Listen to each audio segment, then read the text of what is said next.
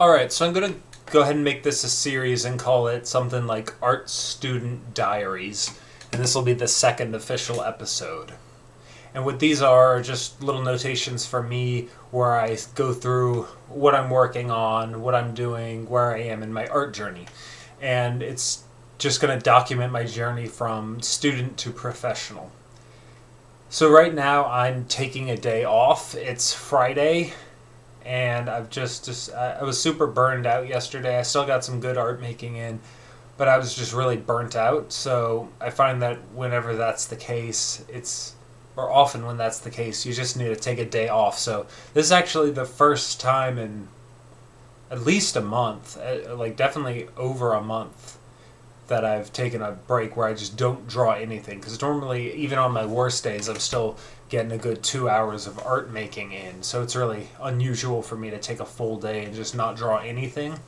But that's what I'm doing today. And I've just been doing absolutely nothing. I've been watching a bunch of TV, Code Geass, which is this anime series that I've been meaning to watch for a long time. And I found out it was on Netflix, so I watched that. And, it's really helping me reconnect with what made me fall in love with art in the first place, which was in large part anime, and seeing the stories being told and the colors and the environments and the cool designs of the mechs and all the plans of the main characters and the music and the costumes. And so that's been really good for getting back in touch with my childhood.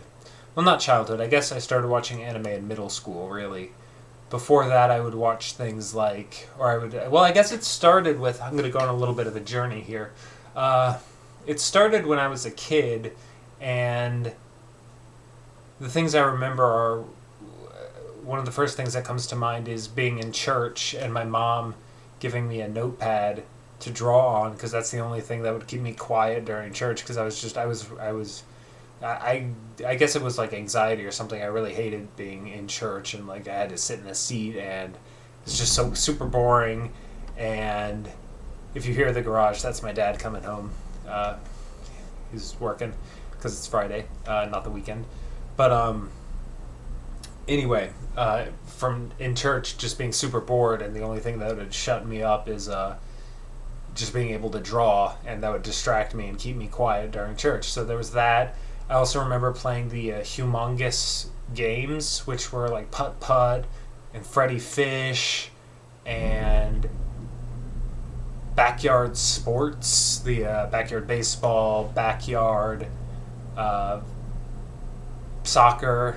Yeah, those games were fun.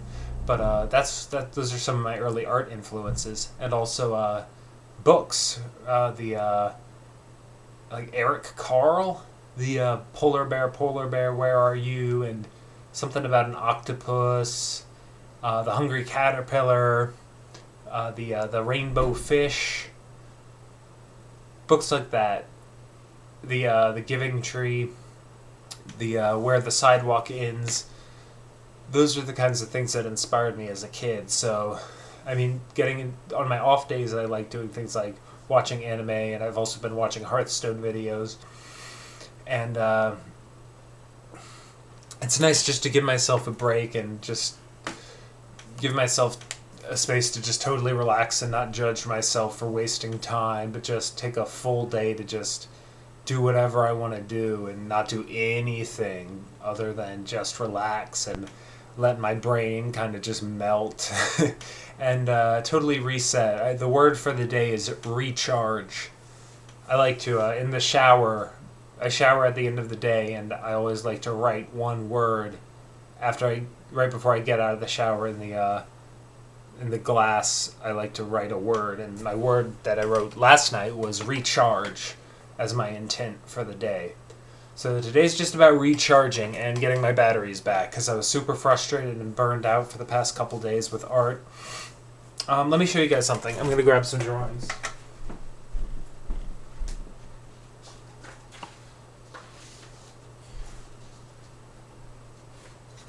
Okay, so I've been doing this 100 animal challenge. So let me see if I can show you guys some of the. See, that's a deer. I don't know if it'll focus on the deer, but I'm working on this 100 animal challenge, and some of them are small, some of them are big. So I'm just going through and I'm just getting repetitions of drawing animals over and over and over. And I'm doing, actually, it's not 100 animals, it's 100 mammals. So these are what I'm working on. They're pen, and then sometimes I'll do colored pencil. The deer was actually in pencil. The deer might have been in charcoal, actually, with colored pencil. And then, so I've got different animals. I think for the next challenge, I'm going to do another 100, but maybe I'll focus in on one specific type of animal. See, this pose right here was some sort of I forget what animal this was, but this was a really hard one because it's a back view, and it's also a dynamic pose. Sorry, everything's reversed in the screen. So it's from the back. It's a difficult angle, and it's a difficult pose. So that one was really tricky to do. But these have been fun. Animals are definitely a good choice of specialization for me. So I'm really happy about that. I'm hoping I can do a video where I bind these in a little folder or notebook, and then I'll go through the whole thing in a video and talk about each of the drawings or each of the pages and what I learned.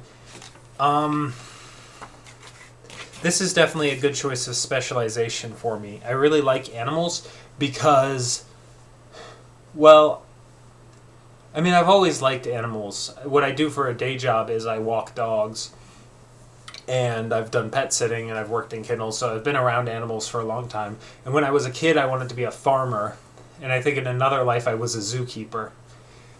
But in this life, I'm an artist, so I think specializing in animals is a really good choice. And what I like about animals is that you can always change it up. You know, if you're bored of drawing mammals, you can draw reptiles. If you're bored of drawing pigs, you can draw goats. If you're bored of drawing things with legs, you can draw snakes. If you're bored with drawing things that are on the ground, you can draw birds. So there's all these different textures and colors with the birds and with the well, any animal, but like so there's so much variety. But it's specific enough that you can specialize in it, but it's broad enough that you can have a lot of variety in there and have fun with it, with all the different textures and patterns and the different builds that animals have, the different types of skeletons, as in like a quadruped, 4 legs, versus something that walks on 2 legs, bipedal, versus something that flies like a bird, versus something that slithers like a snake. And then you can also do like insects and slugs or invertebrates. There's so much variety. And then if you want to, you can also start adding environments. So maybe you do some landscape painting too as you get better, as you get more comfortable with animals. Maybe you start putting your animals in environments. And so there's just such a world of variety there for you to explore. Whether you want to do creature design or go more into illustration, well, you have all those options. If you know the anatomy of the animals, it's easier to simplify. And so you can go into different styles and different mediums. Like you can do sculpture if you understand I just did some wire sculptures on my YouTube channel if you want to check them out, or on my Instagram at Peter Jackson Anton. You can check them out there. But just a squirrel and a goat, and it was pretty easy to, well, not easy, but pretty natural to just do some sculpture because I understand the anatomy and I understand how the animals are put together, at least at well enough to do some sculpture work. And that knowledge will increase as I go on. I'm not done learning anatomy, but I know enough about anatomy to put together a sculpture decently well and have it resemble the animal in a decent likeness. So, well, that's where I am. I'm really happy with my choice to specialize in animals. I'm enjoying the 100 Mammal Challenge. That's been really fun. And I'm enjoying taking the day off, just guilt-free. I do a binge day where I eat whatever I want. Right, most of the week I tend to avoid sugar and unhealthy stuff.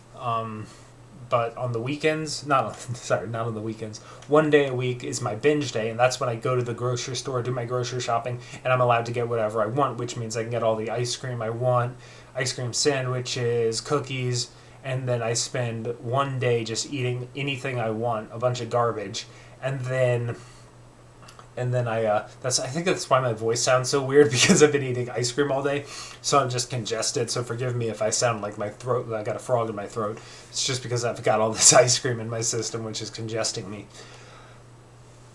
So I don't know where I'm going with this video. I think I want to study more perspective this coming week. That's what I want to focus on, is at least reading more about perspective and starting to think about it more. I don't know exactly what the exercises are going to look like for that. I don't particularly want to do cityscapes, but maybe that'll be placing animals in environments. Maybe that'll be my next challenge. Probably not. I don't know. I'll think about what my next challenge will be. But painting's been frustrating, but the first oil painting I did was kind of not a failure. It was a failure to me. I don't feel like I really finished it all that well. It got kind of sloppy, and it just kind of went out with a whimper. I couldn't really get it to a high level of finish, but it was my first real attempt at finishing an oil painting, a portrait. So it was a good challenge. I definitely learned from it, definitely leveled up from it. On this next one, I'm not going to do a portrait. I did a female portrait on this one, human female. But for the next one, I'm going to do a zebra, or a zebra, depending on which country you come from. I like saying zebra because it's more fun, and most people don't say it like that. So I'm going to paint a zebra. And because I'm doing it in black and white, I thought a zebra would be a good choice, because they are already black and white, so it'll pretty much be like I'm doing it in color. So even though I'm limiting my palette, it's as if I'm doing a full color painting, because it's a zebra, and zebras already look like that. So that'll be fun. I'm looking forward to that. I'm way more excited about drawing a zebra than a person, because I'm not frankly that interested in drawing people. I don't really care that much about. A lot of artists are like fascinated with the way people look and the expression, but I'm always like, I just like animals, man, and I'm not gonna I'm not gonna train art a certain way just because people say that's the norm. I think you can learn a lot about, you can level up your eye and build up your skills by working on animals just as much as you can with people. And that doesn't mean to never draw people, and especially if I'm struggling with people, drawing people, I'll do it just as a skill builder challenge. But there's so much you can learn about oil painting by doing animals, and if you're gonna specialize in animals anyway, well, you might as well focus on animals, because that's what you want to make a living doing. So why not get good at that now instead of getting good at people just so you can learn animals later? I'm just going to do animals now. So we're going to do a zebra painting. Hopefully I can take that to a higher level of finish. I'm much more confident going into this one because I'm going to go slow with it, and my mentor is going to help me with it step by step, and I'm going to go slower than I did on the last one and really get it locked in on each stage, take it slower, and so I'm feeling good about that. Yeah, I think that's it. Yeah. I mean, for next week, I think I'm currently training 3 to 4 times a week right now with martial arts. I'd like to get that up to 4 to 5 times a week.